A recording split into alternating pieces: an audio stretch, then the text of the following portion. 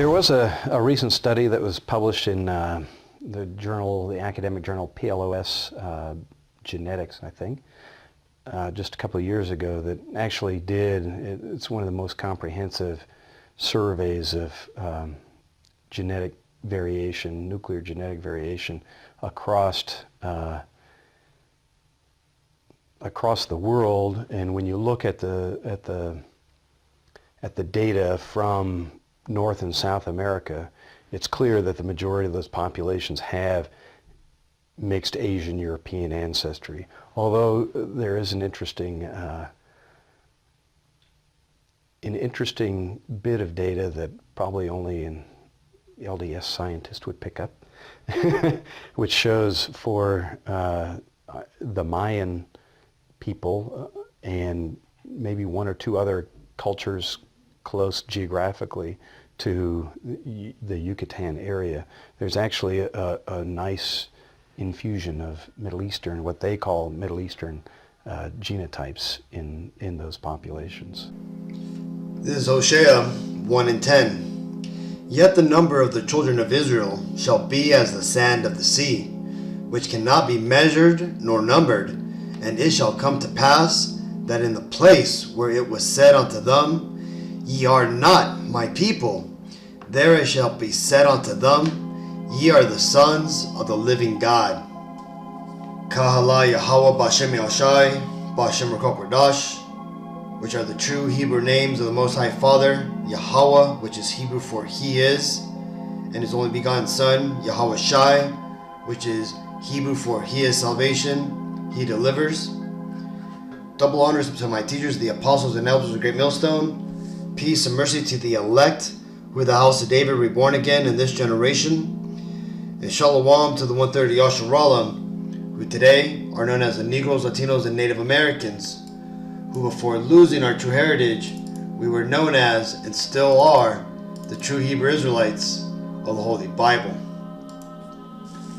In today's lesson, we're going to talk about the tribe of Zebulon and how this pretty much covers the Central American Latinos from Panama, Guatemala, Salvadorians, Nicaragua, Honduras, basically all in that center area. Okay, because why do I say that? Well, when you go back to the early native Indian culture in that area, that is where the Mayan Empire rose out of. Now, if we go to the Bible timeline, the Bible timeline tells us that the Mayan Empire came into be around 300 BC and lasted until about 1400 AD. It basically was established 300 years after the Northern Kingdom being the Latinos and Native American Indians, were expelled from the Northern Kingdom of Israel, When you go back to the Bible timeline, you'll go back and you'll see, here we go. In 722 BC, basically a little over 300 or 400 years prior, the Assyrians came and conquered the Northern Kingdom because the Lord allowed it to, because we, the Latinos and Native American Indians, we had gone off and we started to worship other gods. And this was our punishment, that we would be expelled from the land. Now, we stayed captive in Assyria for about 100 years until the Babylonians came and eventually destroyed and conquered Assyria. And this pretty much freed the Northern Kingdom Israelites within the Assyrian Empire. Now, by this time, according to the records of Tobit, there were Northern Kingdom Israelites who had already freed themselves, and they had come up in the society of the Assyrians. Okay,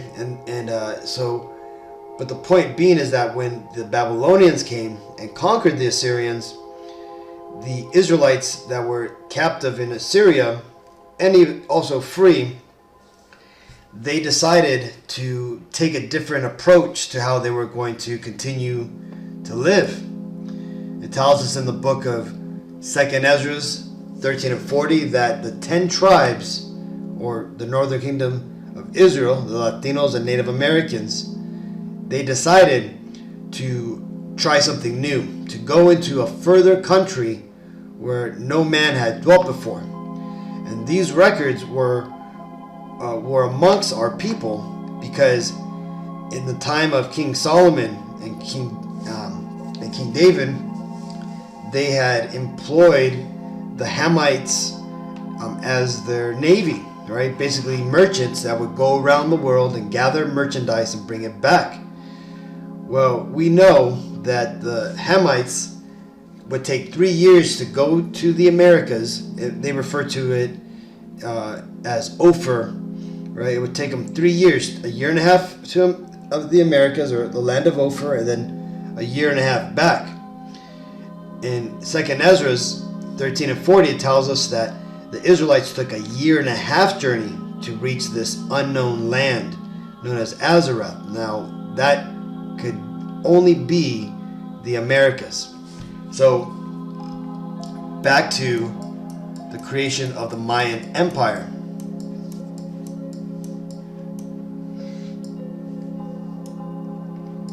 Okay, so when the Israelites had landed on the Americas circa 600 BC, they started to build up and develop here in the Americas.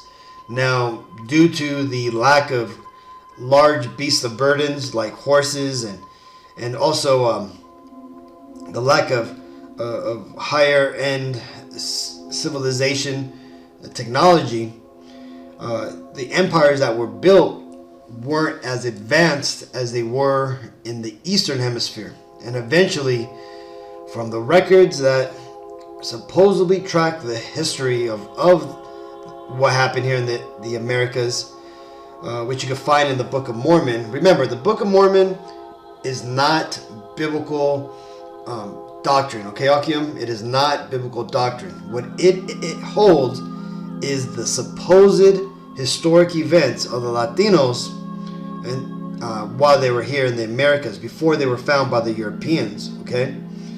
And in those records found within the Book of Mormon, it basically tells us that we devolved into a Lord of the Flies sort of state. We started to war against each other and kill each other off, and that's because we had the curses on us. The Lord had punished us, and it didn't matter, that we were the Israelites. We still had to pay for going off, and that's why the Lord eventually brought the They brought the Europeans against us, right? And this ultimately started the captivity and the conquest of the Northern Kingdom by the Europeans, okay?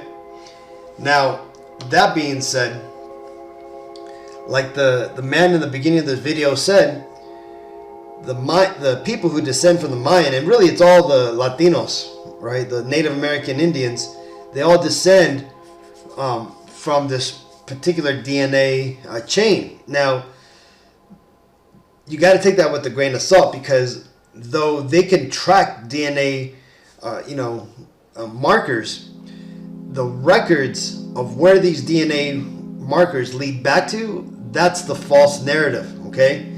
They don't keep proper records, and they don't account for migration patterns. But because the tribe of Zebulon, which when you get into who the tribe of Zebulon is, right, the people who come from Zebulon today, like I said, would be basically the Central Americans, right? And they come from Leah, right, who was Jacob's first wife. It's the same mother who Reuben, Simeon, Levi, Judah, Issachar, and Zebulon come from, okay? So these people, they'll tend to have more similar DNA traits than the other tribes, right? and vice versa. So this is why you can't really use DNA as a definitive answer, but it helps to give hints of who people are. Okay, but notice, like it said, the Mayan descendants have Middle Eastern DNA, and why is that? Well, that's because the Central Americans, they are the Israelites, okay, namely of the tribe of Zebulon. And how do we know that? How do we know that the Central Americans are the tribe of Zebulon? Well, you see, when Jacob, our forefather, the father of the 12 tribes of Israel, his 12 sons, before he died, he gave a prophecy to each one of the sons of what their descendants would be doing in the end days, okay, before the second coming of the Messiah. And you could read about Zebulon here. This is Genesis 20 and 30. Or actually, let's read this real quick. This is the birth of Zebulon, how he came into the world, right? This is, it says Genesis 30 and 20. And Leah said, God hath endured me with a good dowry. Now will my husband dwell with me, because I have borne him 6 sons. And she called his name Zebulon. And that right there just shows that Zebulon was the youngest of Leah's 6 sons. And with this, she was happy because she was able to give our forefather many sons. Okay, but on to Simeon's blessing from our forefather, Zebulon's father, Jacob. His prophecy is right here in Genesis 49 and 13. Zebulon shall dwell at the haven of the sea, and he shall be for an haven of ships, and his border shall be unto Zidon. So, what is that talking about? Well, Zebulon, if you're unfamiliar, it's one of the more popular ports for seafaring and for ships crossing from the Atlantic Ocean into the Pacific Ocean, right? Or the Caribbean Sea, but coming from the Atlantic Ocean. And that's mainly because of the Panama Canal, which is down here, okay? And this is why it says it's a haven of ships, because when you understand the Central America layout, this area is very highly trafficked by ships, commercial, personal, cruise lines, right? This is a very secure place, for ship faring, okay?